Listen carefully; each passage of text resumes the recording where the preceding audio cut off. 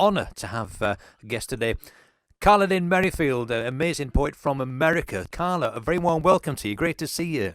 Paul, it's great to be with you again. It always is. This is such a treat, and a treat to share with those who love guitars and guitarists and music in general. Before we get into the book, Karla, could we just give you some background for yourself, because your work is amazing. I've got your books and it's just beautiful. So, early days and things like that. Oh, thank you. I started writing poetry when I was 11 years old. I don't know. It just came to me one day, young, almost teenager, all the, romance and stuff that goes on and, as in those formative years. So I was 11 years old and I wrote a little poem about my brother and our relationship.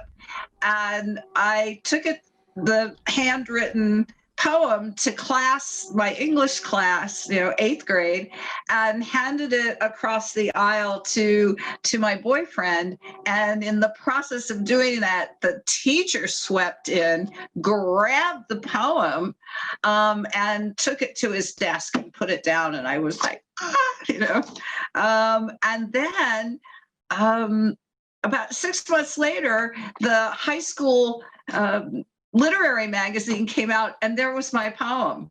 My teacher had submitted it to the literary magazine and I was like, oh my God, I am a poet.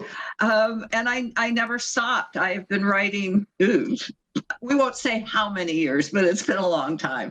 And everything from relationships, where I started with my brother, to now music. I've done a book-length poem about the psychology of women in this modern era and the Me Too generation. So kind of a feminist treatise that's a psychological drama, and several books of poetry about nature and my travels around the world. So I kind of range all over the place, and this, for the last 2 years, have been immersed in guitars and guitarists.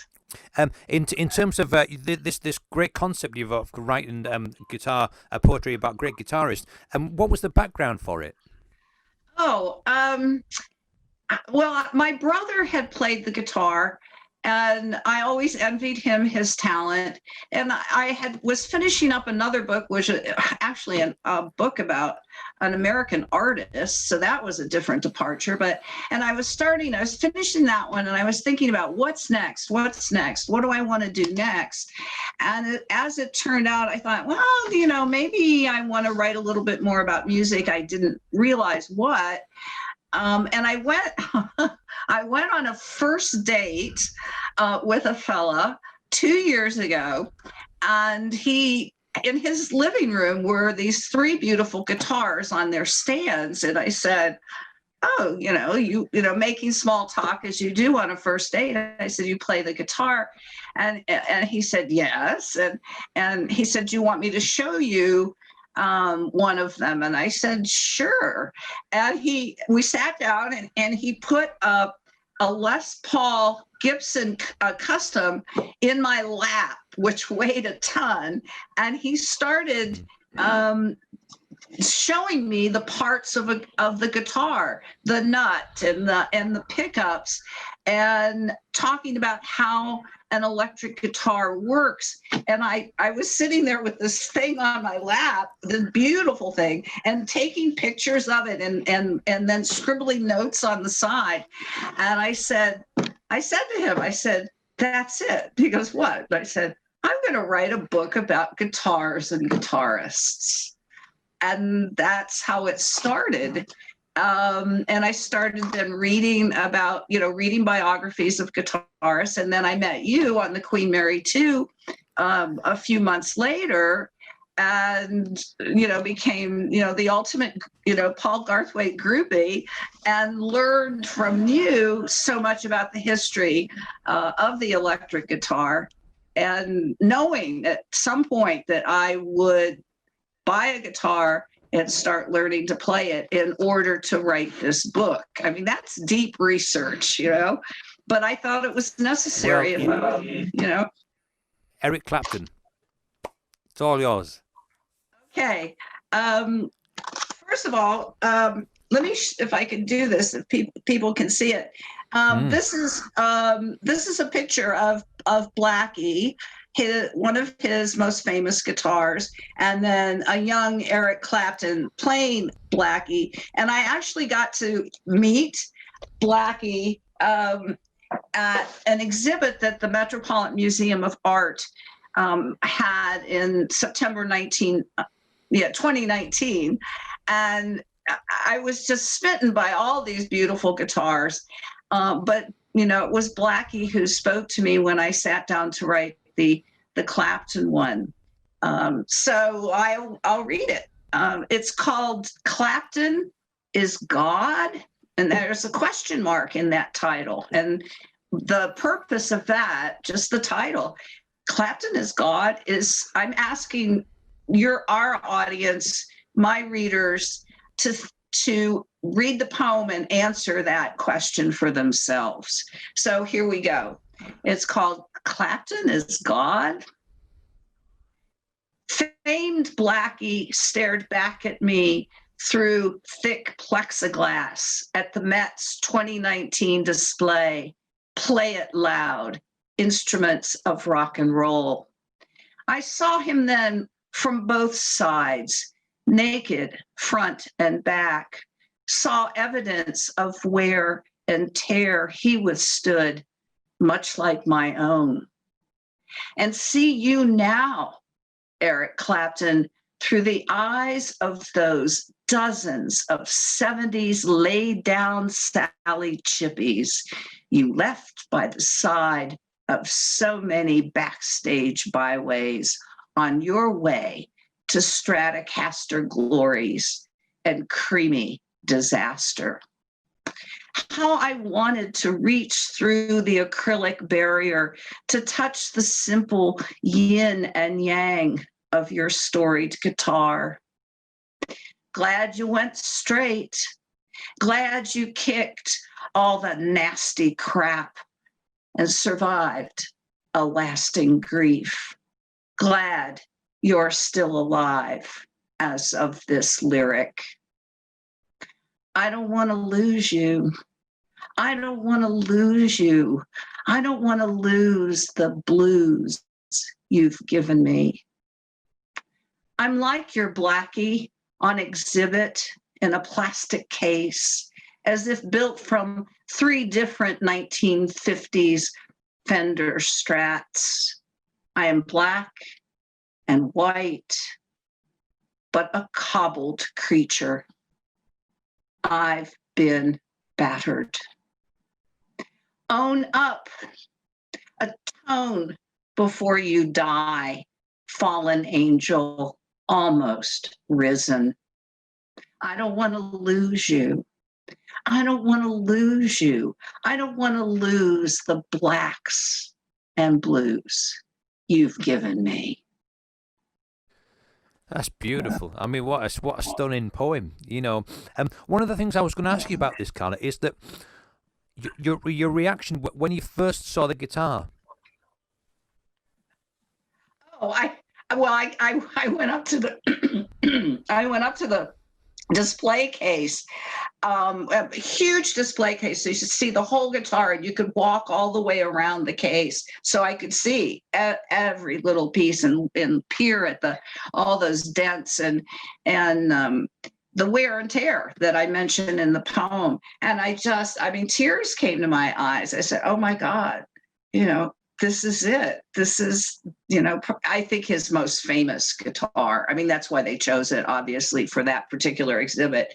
And it's just it's stunning, black and white, yin and yang. And, the classic Fender Stratocaster, probably, the ultimate iconic electric guitar in my view, of all time. So I have one over here, and it's not black and white; it's all white. But that's why I have a Fender Strat. Yeah.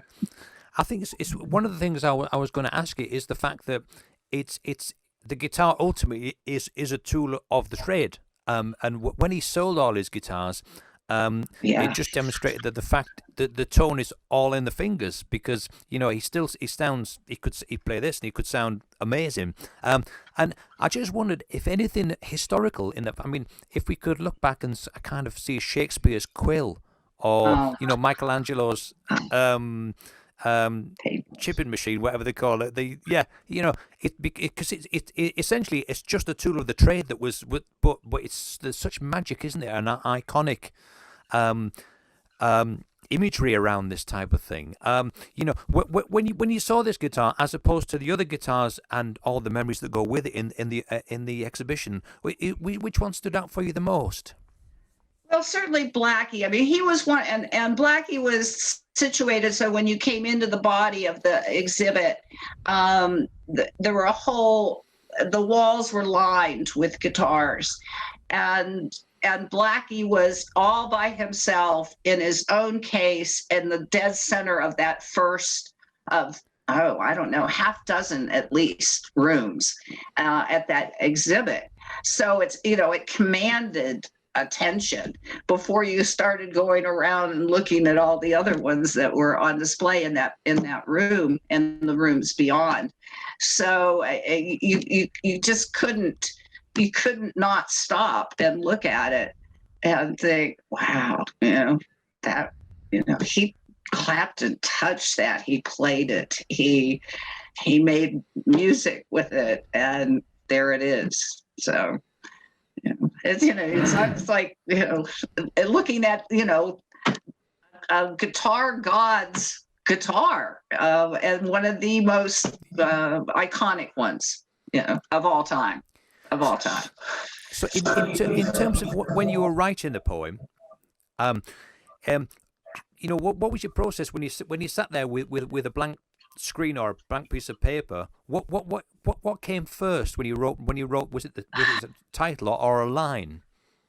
I think, well, the title came first, and that doesn't always happen. Titles maybe come after I've written the whole thing and I've realized I need something to pull it together. But the notion, it's so famous that there was a wall a brick wall in England, probably I think London, I don't recall, where someone had chalked, Clapton is God. So it's kind of that was that's the concept, and it was the first poem I wrote in that the sequence of guitar gods, the mighty gods, I call it, in that section. It was the first one. So that kind of, just that it was the first one was kind of like, oh my God, I'm doing this. And I just, yes, it had to do with seeing Blackie, and from Blackie, then doing all the research for the poem in advance to writing it, with Clapton's seminal biography, news articles, etc.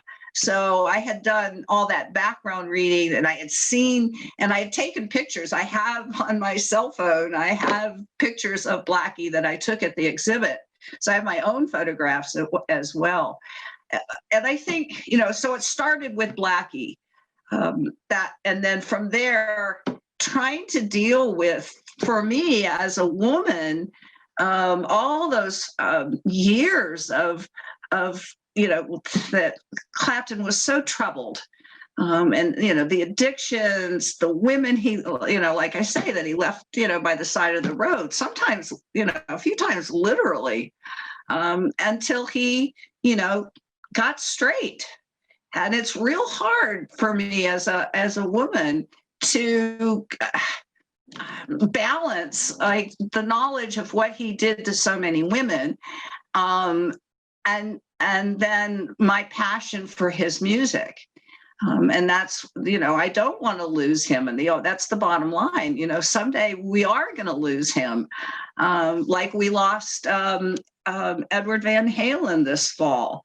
And that was kind of the feeling, that conflict And I think a good poem does have some conflict in it, or, you know, my stronger ones do. And that was a conflict, and I had to resolve it. And I tried to resolve it in the poem. And it's like the music wins. I acknowledge what he did, and I acknowledge that impact on me as a feminist, but there's still the music, and I don't want to lose that. And we will never lose it. Even, you know, when he's among the angels with his son, we will always have his music.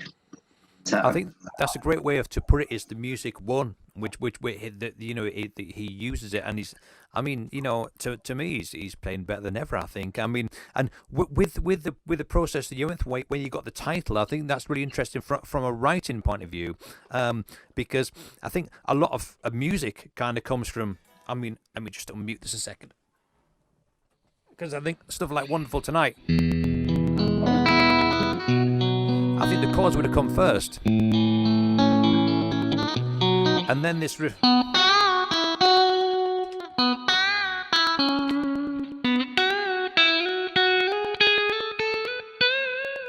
I think that's kind of a riff that he would have played in his solos, and it kind of would have incorporated into a song, which is really what there's a real similarity there between the poetry construction and music construction, I think, and the fact that Clapton is God as a title is so interesting, because, you know, to a lot of people he was, you know, because people, I mean, I know John Lennon got into trouble about talking about that type of thing, but you know, to a lot of people he was the man, you know, the top guy, and it's also, I was going to ask you, when you saw the guitar, was there an element of when you look down the guitar and you see the scratches and stuff like that, and the you know, the dints and stuff? Did you imagine how the stories of how that happened? Oh yeah. He had cigarette burns in the. In fact, the signature guitar actually has cigarette burns in the top. Well, it spoke, you know, the dents, the wear and tear spoke of how important that particular instrument was to him, that he used it so much. I mean, when you think between, you know, going from concert to concert to concert, I mean, those guitars travel a lot.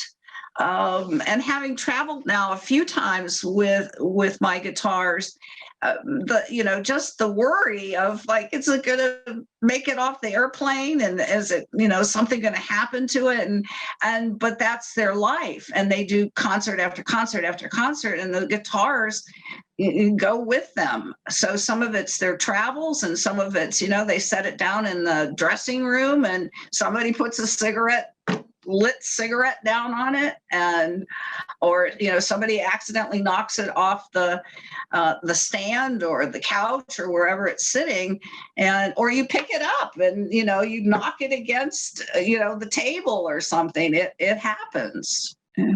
They each of those little things, and it would be an interesting poem to write, to look at that guitar even more closely and tell the story, or make up the story. I mean, because we don't know of each of those nicks and burns and gouges, and just tell the story from the guitar's point of view. I mean, it got battered. I mean, that's in the poem. I mean, it's, you know, that whole concept of battering.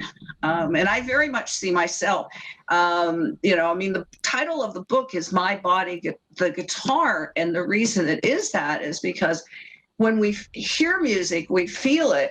Yeah, it's our ears. Yes, it's our brain, but we feel music with our bodies. And I close my eyes and I listen to Clapton or any of the greats playing. I close my eyes and it's like they're playing me. And that's the gestalt of the book. I'm thinking about the way he plays guitar. And when he said about the wear and tear on the neck, he's really well known for actually ringing the most expression out of any note. He's so expressive, Eric Clapton, and he plays over the whole length of the guitar. So he kind of, if he's doing a solo, he might, and then he'll come, and then in the next thing,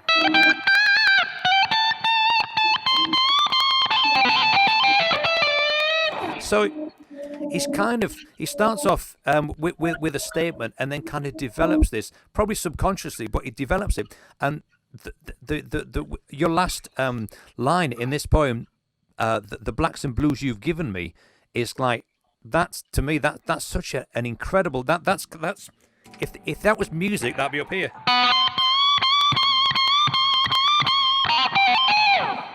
The way it's structured, it kind of builds and builds and builds and builds, just like his solos do. And he kind of, Eric Clapton's, he's also a master architect, because if you're going to play a solo for 10 or 15 minutes, you can't just blow your cookies in the first 30 seconds and that's it. It's like, well, what we're going to do, play cards? You know, it's kind of, so the way he kind of unwraps his music and gives it to you in stages, and he's not afraid to take 10, 15 minutes, maybe not so much nowadays, but in the 70s when he was, you know, playing long solos, I mean, it's really thrilling. And the fact that, I mean, in a live music situation, people are bouncing off each other, and the drummer might play something, and then that might spur him to do something.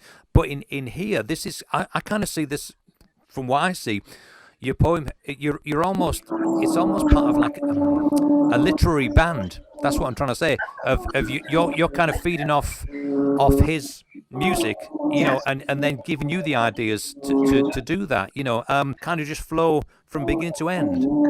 I think, well, I was listening to Clapton as I wrote it, so that's kind of the backdrop. So I'm sitting on the lanai here in Florida at night.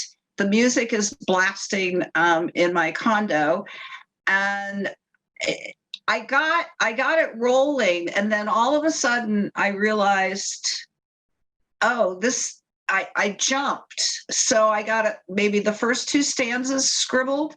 I'd have to look at my journal where I start writing my poems, but I wrote a couple stanzas, started feeling it start to unfold, and then I hit on what is basically the refrain that's repeated twice with a little variation at the end, and I jotted that down and said, let me hold that to the side and see where I want to use the refrain while I continue to tell the story of this encounter with the guitar, and then of course my thoughts that he, you know, evoked for me about him, and it turned out, you know, so because usually a refrain, you know, it's fairly steadily repeated through a song, especially a ballad. You know, you have a verse, then you do the refrain, verse, refrain, and I said, no, I don't want to do that with this. So a longer build, a refrain, and then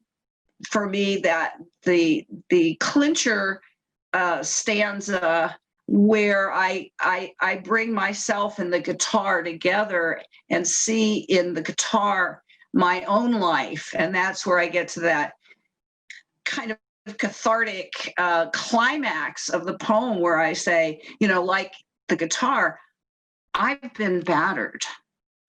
And that was the ultimate moment of truth in the poem.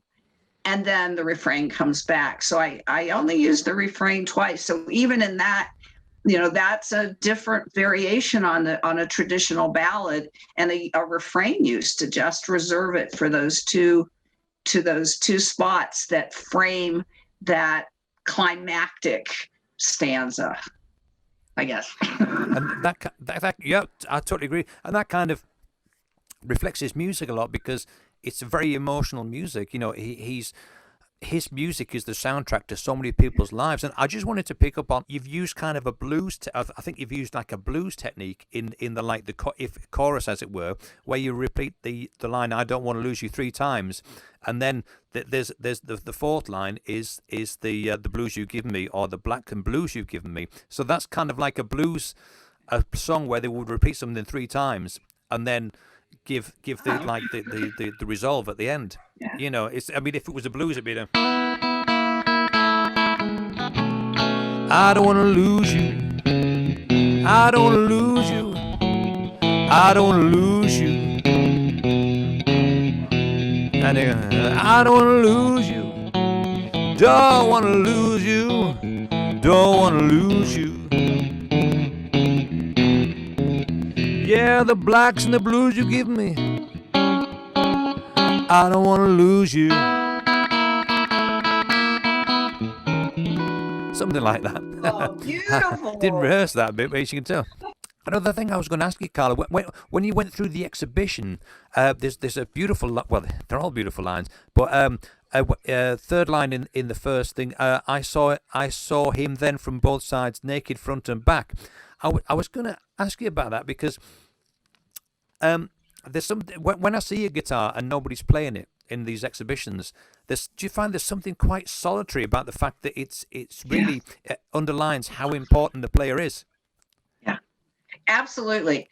I mean, it's one thing to look, and like I said, that was it had its own place of honor in this exhibit where you could do a 360 around the guitar, which was there were 4 or 5 of those that were that prominently displayed. So that itself was an experience. But yeah, that it was all of them that were in this exhibit. I mean, a couple hundred, and I photographed every single one. They were silent. They weren't.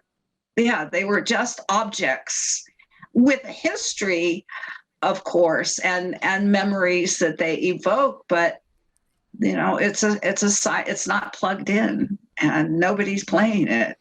And there was that sense of solitariness that here was this object that I could observe kind of clinically almost. And it had to speak for itself because there was no one there to, Eric wasn't there to make it come to life. I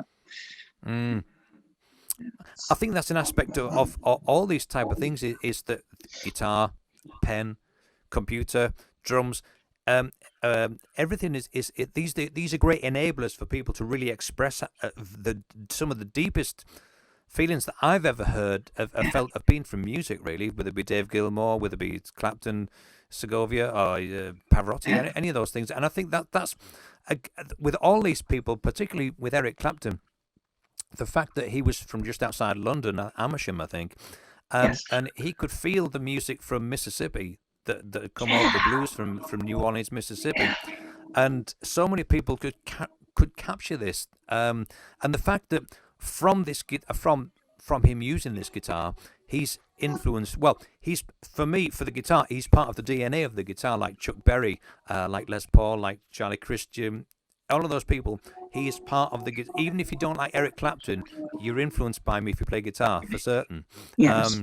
And he certainly changed the world on so many levels. I think really in terms of and on not that, of course, with his charity work as well. Because as you mentioned, he sold all his guitars. Yeah. Yes, I mean he redeemed himself. I'm still waiting for the apology to women now. There was a line in this I always wanted to talk about is that I'm black and white but a cobbled creature, and I just explain that to people is the fact that the guitar was made up of different parts, wasn't it? I think the neck. I'm guessing was a 54, I think, and the body was something. So the parts of the guitar were made in different years. Yes, there were 3. That's where that cobbled thing. Yeah. Yes, I mean there were 3 different 1950s era strats that came together to make Blackie, and in a way, all of us are cobbled creatures. That we piece our lives together. Pick ourselves up, move on when tough things happen, like we will as a whole world pick ourselves up and move on beyond the coronavirus one day. So that's the kind of a bit of the universal in I think the poem. Yeah, it's a woman's poem about a guy and his guitar.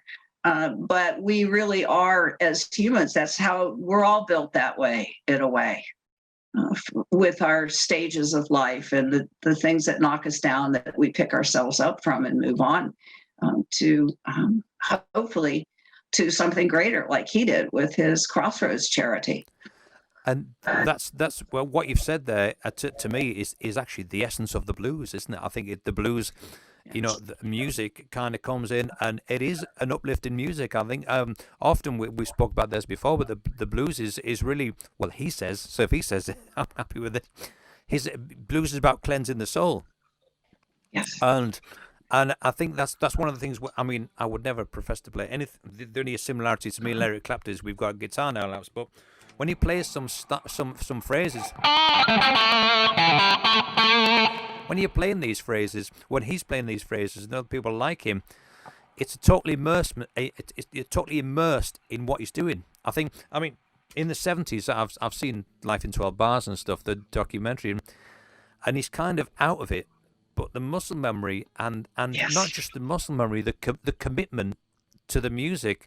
A lot of people in the 70s were kind of having issues with drugs and drink, if I can say it right.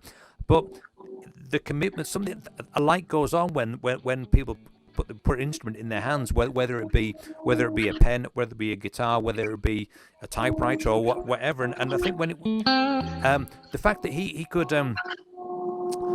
develop his own style through copying Albert King, Albert Collins, all these B.B. King, all these great people, because he lifted his thumb off the back of the neck and really, really immerse himself in the sound. And what he did when I heard that, I just wanted to do the same thing, and so you can kind of almost like once you plug the guitar in or once you pick a pen up, the outside world kind of shuts off. And then through I've never seen him live, but the people I have seen live, like Van Halen, I get the same. Well, so far you never know. We could be lucky. I know. But I think one of the aspects of this, what I think I love about this poem, is that when I'm reading it, nothing else is going on. I'm totally immersed in what you're doing, because I'm obviously we're all familiar with Clapton stuff when I'm picking it up now and seeing it. But when I'm there, I'm actually seeing pictures of him playing and talking, and stuff like that. And it's really so you're kind of enabling me to actually have a film of everything that's going on, because when he talks about the Lay Down Sally Chippies, I'm thinking, oh, that song, that's such a great song, and all these, the Blacks and Blues you've given me is what a great blues title that is. I mean, this is brilliant, and he did give blues to so many people. Yes. In terms of exposing them to self-expression, which the amount of, as I say, after 1966, if you play guitar, you cannot possibly not be influenced by Eric Clapton, and that's an incredible. It's part of the language. Whatever you do, even if you don't like it, you when you pick it up, everyone wants to learn Layla when they pick it up, and stuff like that. And it's what Van Halen was very influenced by Eric Clapton in the early years, and then it went off his own way. But he enabled Van Halen to kind of blow the doors off in a different way and take it in I think what I'm trying to say in a sentence is that he enabled people to be as good as they could possibly be, because he pushes the instruments so far. When he's playing with John Mayall's Blues Breakers, 66, I think 66, he's really enabling people to say, go on, see what you can do. It's really pushing people. He pushed people like Jimi Hendrix to greater heights, and also the fact that I've, in all the stuff I've read about Clapton, everyone really reveres him as a brilliant musician. And if he goes on a chat show, all he does is talk about other people, other blues guitarists. It's such an education, and I'm obviously a huge fan. I think he's amazing. But this poem to me is such it hits the nail right on the head for me, and I just love it. I think with this going on. I was going to ask you one more question, Karla. With this, is that when you writing in the different poems for the different guitarists, do you put the music on to immerse yourself, or do you shut yourself off from the music? Most of the time when I'm actually writing the poem, I have the music playing. It's just, I may not even be paying much attention to it. It's wallpaper, but I think it's critical. I mean, it enters me anyway, even if my mind isn't listening. So 99% of the time, if I'm writing about Clapton, I'm listening to Clapton. If I'm writing about Van Halen, I'm listening to Van Halen. Excuse me. Or Joni Mitchell or Leonard Cohen or whoever it may be. I have one exception to that, and I'll save that for another time, where I didn't listen to the music. So, but yeah, you have to, it just imbues you and wraps around you, even if you're not really cognizant of, oh yeah, he's doing cocaine or whatever. This is from the Crossroads. No, it's not. You're trying to do the discography in your head, but it just kind of envelops you as you're writing, and probably seeps into the lines subconsciously. There's so much that's subconscious that goes on when you're writing a poem anyway, that that's. The facts are there and the realities are there. Yeah, I saw Blackie. This is what it was like, but so most of what came out of the poem just came, out of unconscious, straight from deep down into the pen onto the page. Yeah. Fantastic. Yeah, that's the best. The best thing is like that, isn't it? When you kind of step out of the way and just let it happen. Really, with that, yes. It's fascinating. So over the next couple of weeks, Karla, we were doing some more of this, weren't we, with different guitar players and different poems? Yes, we'll do a few more of these. This is fun. It's amazing, Paul. To me, half the time, I write them, and then and then it's multiple revisions over and and tweaking and pulling something out and putting something in and changing what's at the end of the line. How does the line end? And those kind of decisions, the micro decisions that go into a poem. But so much of it is just letting the poem happen. So we'll have some more fun with these folks. My God! Just before we finish up, what you were saying, Karla, about polishing lines is that Eric Clapton would, I presume, he would have learned a lot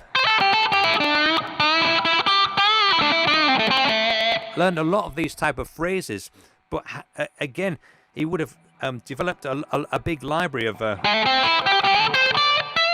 of these phrases. Then subconsciously, I think it's the same process. Kind of just let it happen, just let it get out of the way, and just really kind of just let the music happen. And I think I've been listening to. I'll put the link to the album in the description. But it's the live at Fillmore, Derek and the Dominoes live at Fillmore East, I want to say, in 1971. Yes.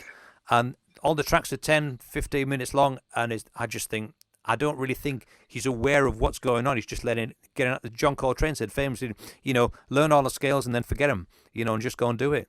And this for me is beautiful. So can't wait for the rest of the book. I think it's going to be immense.